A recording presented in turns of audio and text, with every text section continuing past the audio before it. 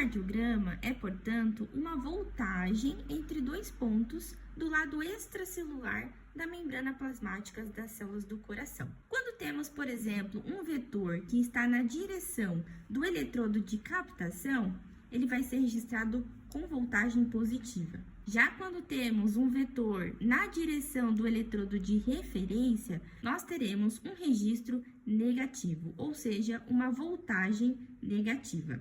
E por que isso é importante? Justamente para compreender quando a onda será positiva e quando a onda será negativa. De forma bastante breve, fiz um desenho representativo de uma fibra, separada entre fibra 1, 2, 3 e 4, e diferentes potenciais, no qual aqui nós temos o eletrodo de referência, que sempre será representado com valores negativos, polo negativo, e temos do lado oposto o eletrodo de registro, ou seja, de captação, sendo representado com valores positivos, portanto, polo positivo. Dessa forma, se nós temos um vetor que se origina no eletrodo de referência em direção ao eletrodo de captação, nós temos um vetor que sai do polo negativo e vai para o polo positivo. O que isso significa? Significa que nós estamos analisando um vetor de despolarização. Lembrando, a despolarização é quando nós temos no meio intracelular um valor mais positivo ou um valor menos negativo.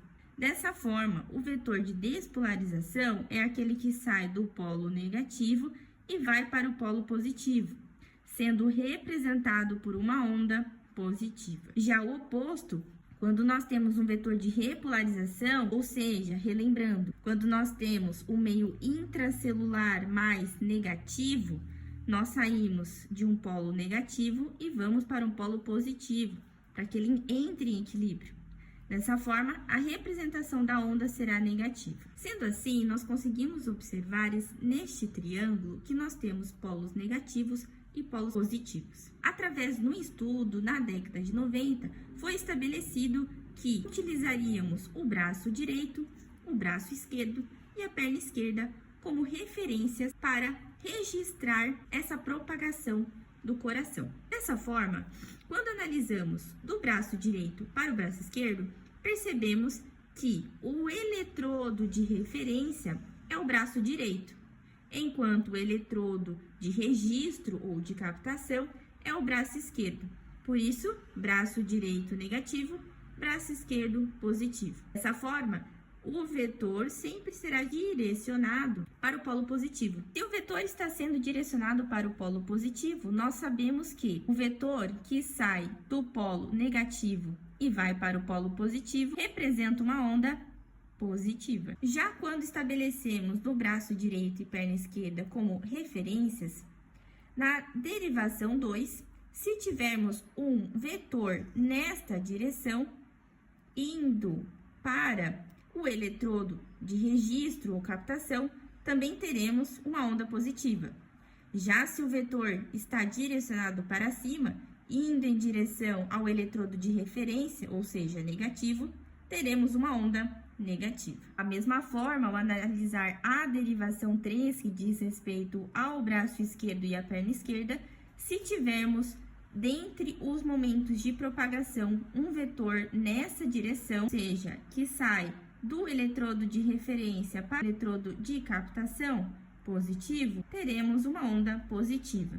Se esse vetor estiver nessa direção, saindo do eletrodo de captação para o eletrodo de referência, para o valor negativo, teremos uma onda negativa. Dessa forma, analisando a despolarização atrial, nós temos esse vetor resultante. Portanto, quando analisamos o triângulo, este vetor resultante, falando da despolarização atrial, que representa a onda P, ela está, portanto, saindo de um eletrodo de referência para um eletrodo de captação. Portanto, já sabemos que a onda será positiva. Porém, perceba que o vetor resultante, ele tem a direção mais compatível com a derivação 2. Portanto, é nessa derivação que veremos a onda P com maior resolutibilidade. Já com relação à despolarização ventricular, separadas pela distribuição septal, apical e paredes livres, percebemos que na septal nós temos um vetor resultante nesta direção. Comparando no triângulo que temos, o vetor resultante está saindo de um polo negativo, ou seja, de um eletrodo de referência, para um polo positivo, ou seja, o eletrodo de captação. Portanto, sabemos que a onda será positiva. Já analisando a direção do vetor resultante, quando colocados aqui no triângulo, a gente observa que quando o vetor está mais próximo ao eixo, a amplitude dessa onda na derivação será mais acentuada. Portanto, esse vetor resultante, ele está mais alinhado com a derivação 1. Portanto, é na derivação 1 que nós vemos uma leve sutileza da onda aqui. Para além da visão septal e transferência dos impulsos nessa região, nós temos a porção apical. Na porção apical, nós temos esse vetor resultante. Perceba que ele sai também de um eletrodo de referência para um eletrodo de captação. Portanto, do polo negativo para o positivo, teremos uma onda positiva. Além disso, ao observar a direção do vetor resultante, colocando junto no triângulo, observamos que o vetor ele está mais alinhado com a derivação 2. Portanto, a amplitude da onda R, representada pela região apical, será mais acentuada na derivação 2. Por fim, quando analisamos a transmissão desse impulso nas paredes livres, o vetor resultante está representado aqui.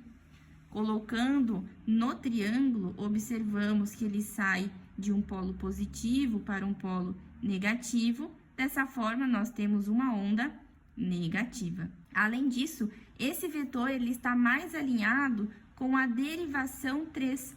Portanto, é na derivação 3 que a onda será mais acentuada e de forma negativa. Sendo assim, por consequência, nós temos esta estrutura: onda Q negativa, R positiva, S negativa.